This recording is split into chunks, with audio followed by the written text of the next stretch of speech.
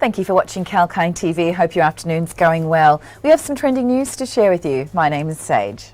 So what is the impact of Australia's new federal government, and what will it have to do with the Uluru Statement?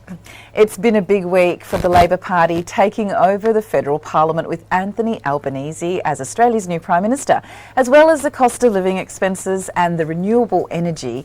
One of the other main areas of focus for the party's platform is acknowledging Australia's Indigenous population as traditional custodians of the land, with Anthony Albanese reiterating his commitment to implement the Uluru Statement from the heart by separating the forward trajectory away from the traditional dominant sentiment that may have presided over previous governments. The Uluru Statement from the heart came about in 2017 and has been heavily campaigned by its supporters, having been involved in open and deliberate discussions about the pertinence of the issue. To summarise its main objective, the Uluru Statement from the heart aims to make structural reforms to the inclusion, justice and democratic sentiments relating to Australia's Indigenous population on a constitutional level that may incite a referendum in the coming years. This has been followed by Queensland and Victoria, both now making it illegal to display the Nazi symbol of the swastika publicly and to fly Nazi flags in their respective states. This symbol is an alteration of an ancient South Asian mandala, which is revered by those of the Hindu, Jain and Buddhist faiths. Now, earlier this week, Cairns in Queensland also had a big adjustment to make, where an 8-metre statue of Captain Cook, with his arm held up in what resembled a Nazi salute, was removed from Sheridan Street in Cairns. The statue was overlooking a car park to a topless bar on the main strip in Cairns and has been transported to a warehouse in the Atherton Tablelands, where the owner of the statue, Martin Anton, who bought it for $1, will be preserving it, although no long-term plans for the fate of the statue have been confirmed.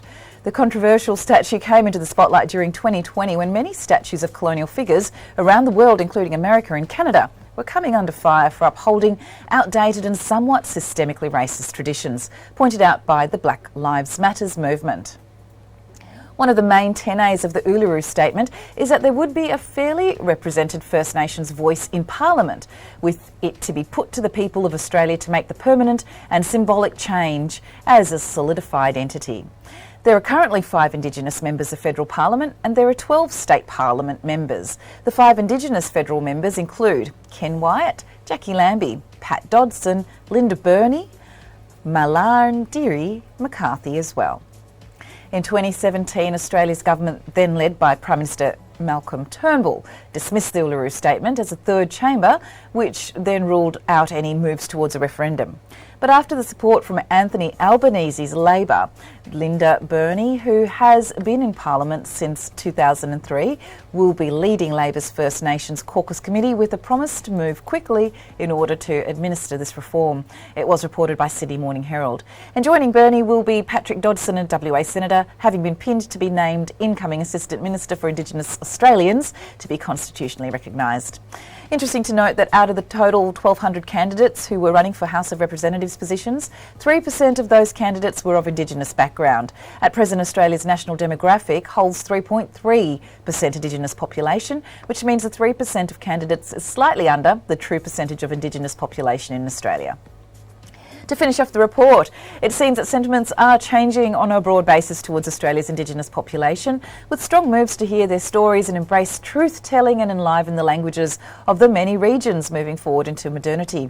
There are close to 40 Indigenous candidates running in the election just gone, with about 25 who are running for the House of Representatives and 16 in the Senate. Western Australia, Victoria and the Northern Territory have by far the most Indigenous representation in their state parliaments. And just today, Lincoln Crowley, QC, has been appointed Australia's first Indigenous Supreme Court Justice in Queensland. And also, the last time the Australian population had a referendum was in 1999, when the Constitution was potentially being altered to make Australia a republic, which would make Her Royal Highness the Queen of England and Governor-General being replaced by a president. This was not passed. Thank you for joining us on this report, and please keep watching Kalkine TV for more expert talks and market insights. This is Sage signing off for now.